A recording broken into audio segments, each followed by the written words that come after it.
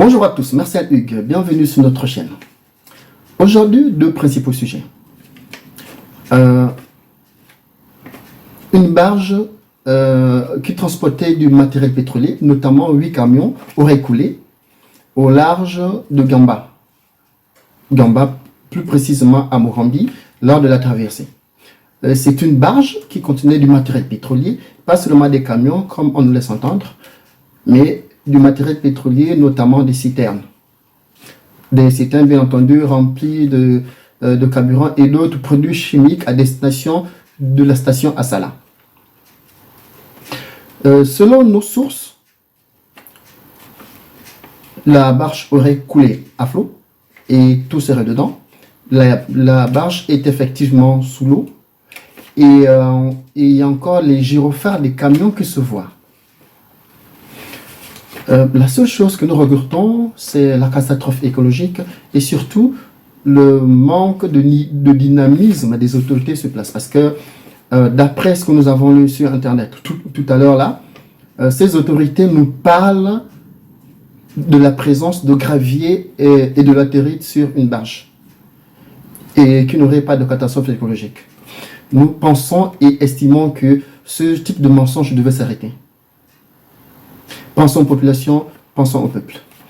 Et comme nous le disions, le deuxième sujet, c'est des orpailleurs qui seraient enfouis dans une mine en gelée et dont nous n'avons pas de nouvelles jusqu'à maintenant. Seuls 3 auraient été sortis de terre, mais les autres, depuis le 20 décembre, les autres, nous pensons que le pire est à craindre parce que une gelée, c'est une zone boueuse et quand il y a fondement de mine, les gens sont enterrés comme ils sont. Nous espérons juste qu'il y aurait quelque chose de favorable qui sera fait, ne serait-ce que pour la remontée des corps et éventuellement permettre aux parents de procéder aux inhumations par leur âme et que Dieu continue de veiller sur leur famille. Un autre sujet d'actualité et qui dure depuis pas mal de temps, c'est les déraillements en chaîne des trains de la CETRAG et du mauvais état du chemin de fer gabonais. Il n'y a pas très longtemps, il y a eu un déraillement de train et qui a coincé plus d'une centaine de personnes sur quasiment 900 mètres suite à un éboulement de terrain. Donc les images que nous allons vous présenter en disent long.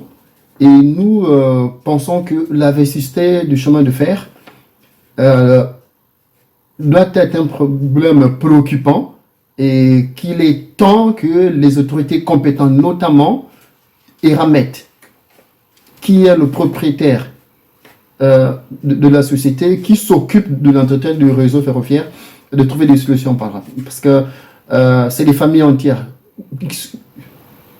qui sont quelquefois endeuillées, quelquefois écartés de l'heure et encore pour ceux qui ont des obligations professionnelles, c'est assez difficile.